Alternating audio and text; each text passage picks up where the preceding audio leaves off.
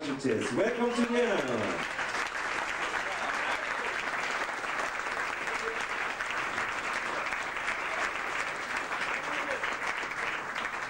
Good morning. Also, es muss jetzt halt ein bisschen einsehen sein, wir müssen Englisch reden. We got to talk English, right? Aber wir übersetzen es für euch. Fortunately. Ich hoffe, wir kommen da irgendwie um, so wenn wir es langsam machen. So Marshall, welcome to the show. Welcome to Vienna. You feel good here? I feel good, and just being here, I just can't believe it. I mean, all you people here, blues lovers, it's amazing to me. It makes me really feel it. It's good to see it. Thank you. Amazing. So you was born in Chicago? Born in Chicago in 1942. God. Lucky to be born, you know, into a family that is now making musical history. Although at the time we were just trying to make money. So you was really at that time, you know, when the big time of the Chicago blues was in the 50s. So you knew all those people. Knew them. And how? Can you give us a short impression how that worked in the studio? You know.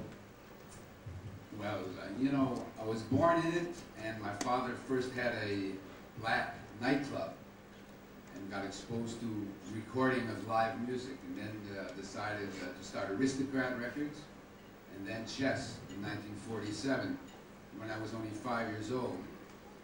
But my father was always working, so I was forced to go to Chess Records if I wanted to even see him. So I went because, like any young boy, I wanted to be near my father, and began to meet all these artists. Actually, my job was to go get coffee 100 times a day. Coffee.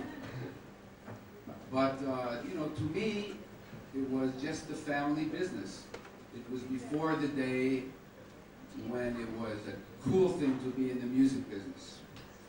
It was just like a grocery store or something. I went and I met these people, and they treated me, they used to call me Young Chess. They treated me like a real person, and I grew up with them all. And Chess was an amazing place where music was being made every day. And one of the things now that I find amusing is the fashion of unreleased sides and hidden tracks. And why this is really happening is because at Chess we made so much music that was not released because we didn't think it could be a hit. We were looking for things that would sell. And if we didn't think it would, we'd put it in the box. And of course now they've become treasures of undiscovered music. But did you all realize then that what you just recorded would be that historical? I mean, it was just a daily thing, right? I mean, no way, no idea. Otherwise, I would have guitars, photographs. I would be, but I have nothing because it was just our business. We were just trying to, as all immigrants, my father and uncle were from Poland, and they were trying to make money and a better life for themselves, not history. Ich glaube, das sollte man ein bisschen übersetzen, Erik, für die das nicht verstanden haben. Also wie schon angekündigt in der Einführung, der Marshall nimmt kein Blatt vor den Mund und sagt eben, die Familie hat Geld verdienen müssen. Weil, wenn man damals schon realisiert hat, wie legendär das alles aber wenn man sein wird, dann hätte man eben Memorabilia, also Gitarren und unterschriebene Fotos und alles. Das hat er alles nicht, weil damals einfach nicht, man war sich dessen gar nicht bewusst. And you did make money, I mean, your family. Yes, I mean, we did make money. They were very successful, but not always at the beginning. I remember being poor, very much so, and it was a hard road. Those records, even the blues hits were not selling millions back then. They were selling just thousands, and you had to pay out plenty of money then to get it on the radio. The indies, as you call it, were competing with the big companies, and the only way to get the records played was to pay for it. So much of the money made kept being paid back to the disc jockeys. There wasn't the distribution around the country. My father had to go in the car with records in the back, selling them one by one. Just like you're doing in this club, by the way. Remind me.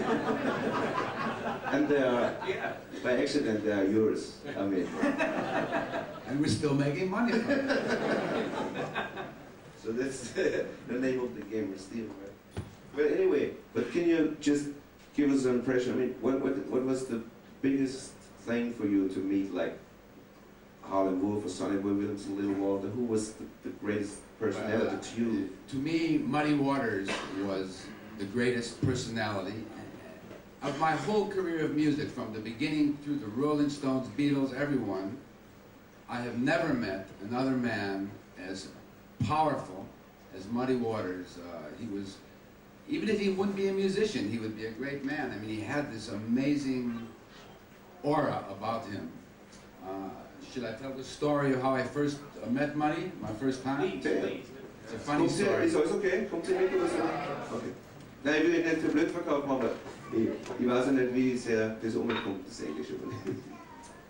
Muddy was really the first blues artist I met. He was really, you know, the beginning of the chess blues artists, and had a very close friendship with my father. In fact, he never even had a recording contract with chess.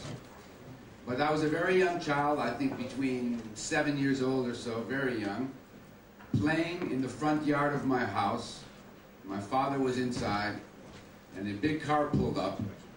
I always say it was a Cadillac, but it was a big car.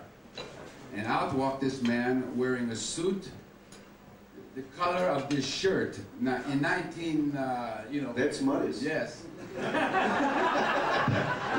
and his hair looked to be 1 foot high, shiny black. And his shoes were the skin of a cow, black and white, fur. And I looked at him, and he walked to me and looked me right in the eye, straight. And I looked up and he said, "You must be young Chess. Is your father home?"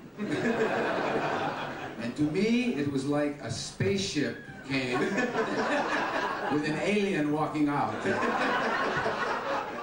Then he went in with my father and began. But my whole life from that moment on, he used to call me my little white grandson. I knew him and his wife, and in a way he was just a part of my family, even though we weren't coming to my house to have dinner. These things were happening at the company, but there was a very warm, sincere connection between the Chess family and Muddy Waters.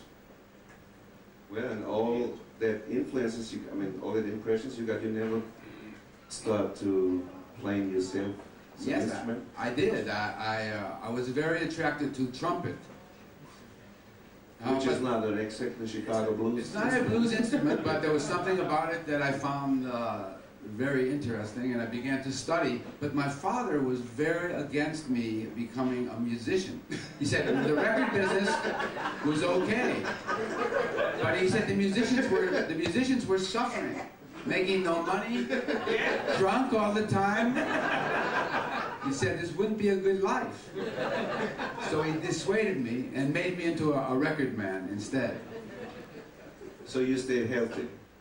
Sort of.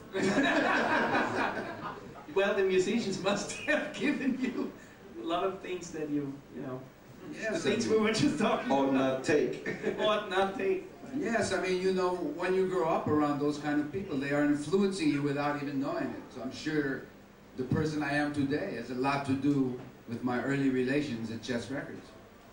So since you know all those guys and grew up in this authentic atmosphere, you know, how does it sound to you when Europeans are kind of into that music too and playing blues? What would you think about that?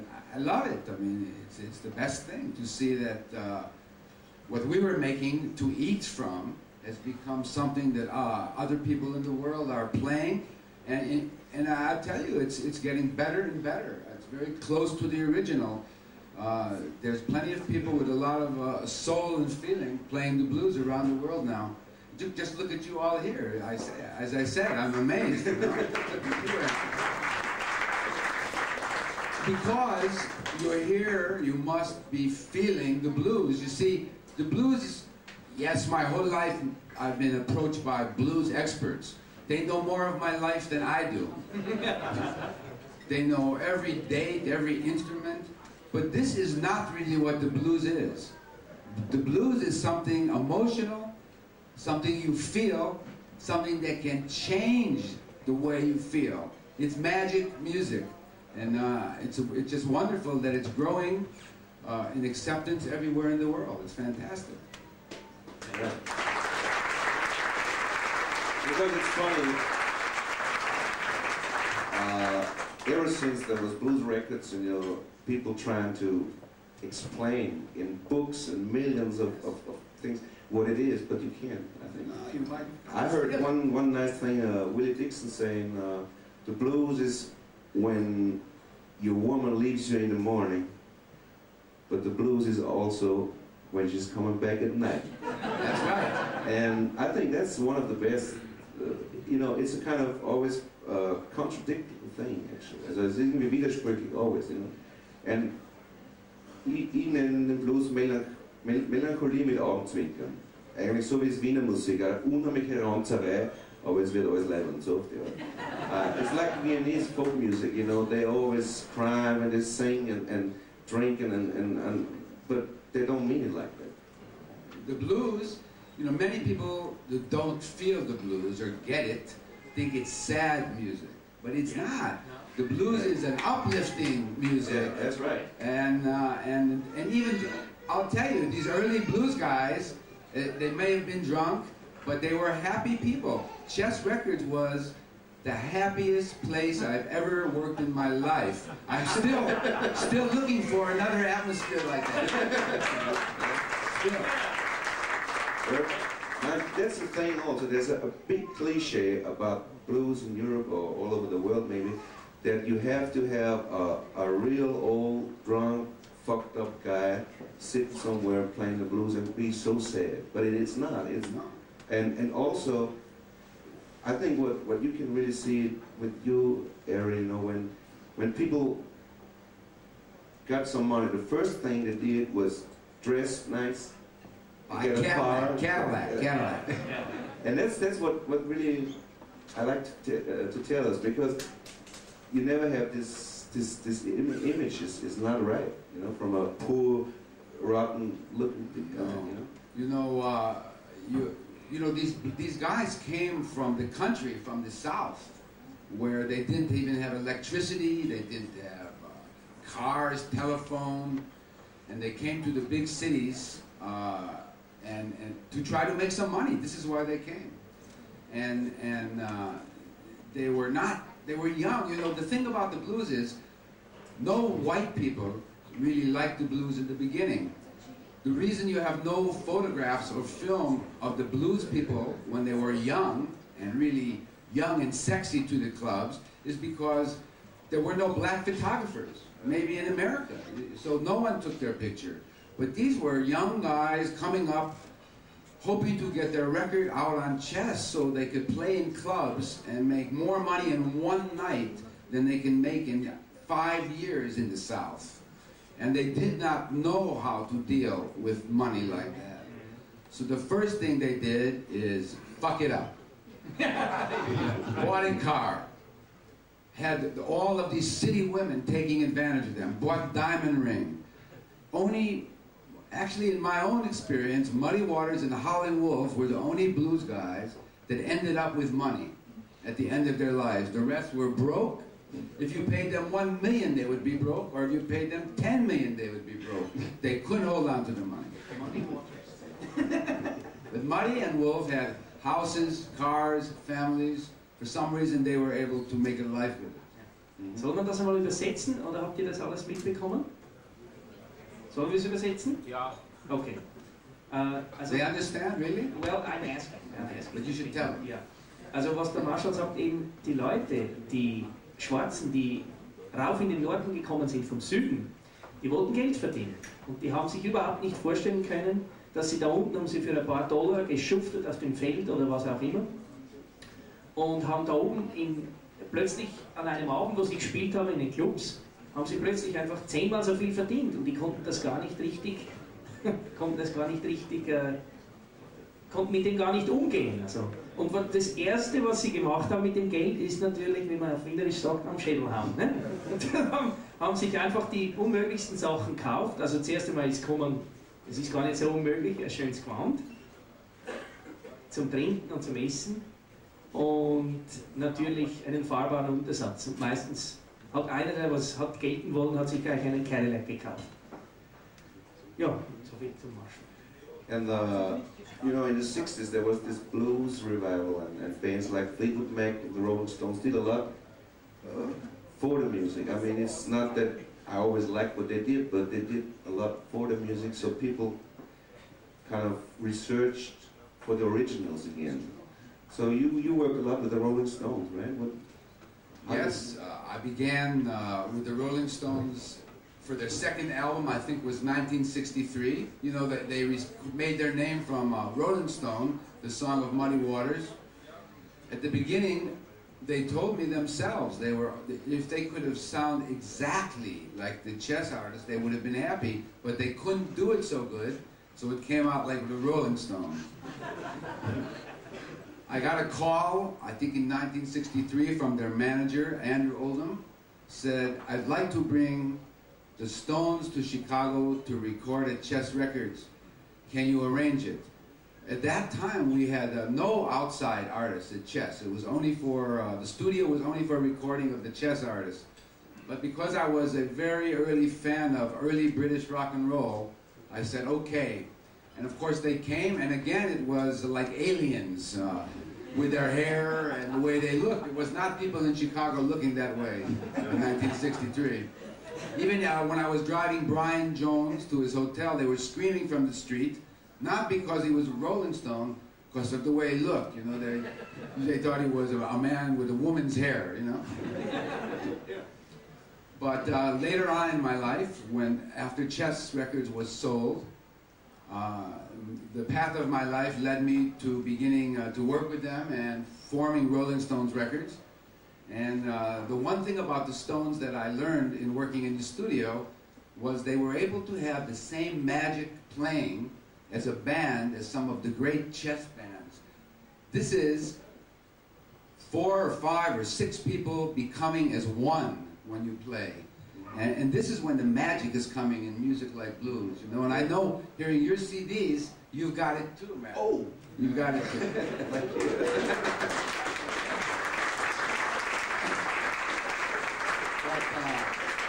You must understand, in the early great recordings of Chess, it was done on what was called 2-track tape. There wasn't adding parts later. When you were producing a record then, you must get them to play perfectly one time. No mixing, it had to go down live. No overdub. This was a great reason why there's so much magic on those early records. You know, that was the job of the session, to keep listening and listening till it became one. And then you would go. And many times, when one player was missing it, the rest of the band would get so mad at him, they want to throw them out. Because they want to go home and get their check. By the way, we got some, der Marshall sagt, dass man früher einfach nicht, so wie heute, 1000 Tracks nimmt, also Spuren nimmt, alles verschieden aufnimmt und dann zusammenmischt, sondern die Leute sind im Studio gestanden und haben live gespielt, und da ist eben diese Sounds, die so urig sind, und da ist das Herz eben, kommt voll rüber, was man sonst mit Elektronik vernichten würde. Und wir haben zum Beispiel ein bisschen die Atmosphäre von diesem Studio, damals haben wir ein paar so dazwischen, gibt es immer so Gespräche, und da war teilweise nicht unbedingt eine angenehme Stimmung, weil unheimlich irgendwer dauernd einen Fehler gemacht hat, einmal der, und die waren teilweise sehr abgefressen im Studio und haben oft 36 Mal dieselbe Nummer probiert und waren ziemlich entnervt. Es ist oft nichts rausgekommen dabei. Wir haben, wenn ihr wollt, so ein paar so Studiogespräche ganz kurz da. Hast du das Wandel? Da hören wir, warte, ganz kurz. Wem hören wir da zuerst? Das da. Also anfangen tut es mit dem Howlin Wolf. Ja, es ist total angefressen. Also es wird geflucht und geschimpft. Hoffentlich sind nicht, ist da keine Behörde, die das überhaupt da. Also, it's X-rated. Yeah, Good. So maybe you remember when one of them. Maybe. Listen. Okay, probieren wir mal. You told me when you waved your goddamn hand. That's my father. I'm talking to him. One more. Fucked up on the end. Take one. What's the name of it? Little Village. A little village, motherfucker, a little village. Motherfucker think they're about a village. It's not a village. Nothing in the song has got anything to do with a village. Well, a small town. I know what a village is. Well, all right, goddammit. You don't name no town. You name it after you. I gotta get through with it, son of a bitch. You name what you want. You name it your mammy if you want. Take one, roll it. Well, I know if it ain't one thing. Yeah, your shit. All right, go. Damn. Well, I don't want nothing shit on that shit. Man, go.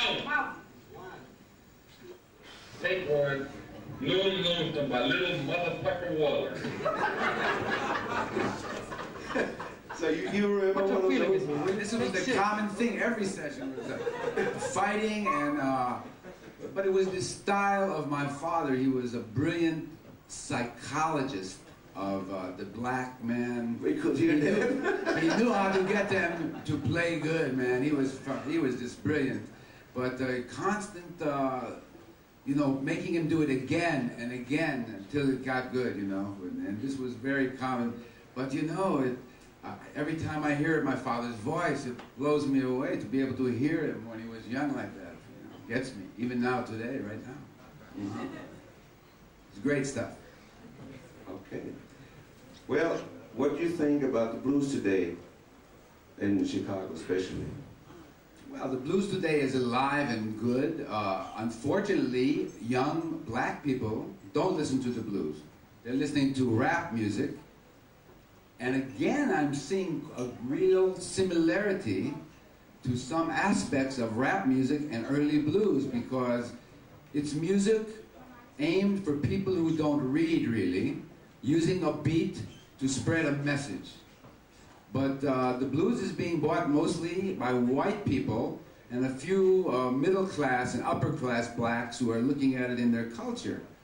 But the blues is healthy, and I think in time it's possible that even the young black people will recognize it as part of their history.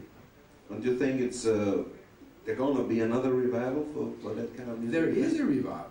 There is. But it's the white people reviving it. There is a Well, revival. I'm talking about the States, because yes, here in Europe, definitely it's... No, in the States there is a revival. The last 4 or 5 years, blues has become fashionable. But I don't have a crystal ball, and I hope it will remain, but like fashion, it can end. But right now, it's hot stuff. Good. Well, Marshall, I'm so glad that you are here, or was here. You are here. I'm here. Is there, finally, is there something to say you want to tell the audience? Or is there or maybe a funny story you remember? Well, no funny story, but I'm just so happy to see you all here. And I know the reason you probably are is you've all had the blues at one time or another. And just like all of us, like all humans, but you know that the blues music can help pull you through it.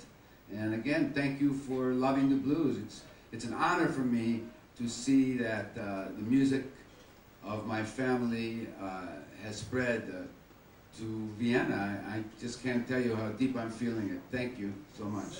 Thank you much. Marshall, cheers, Steve.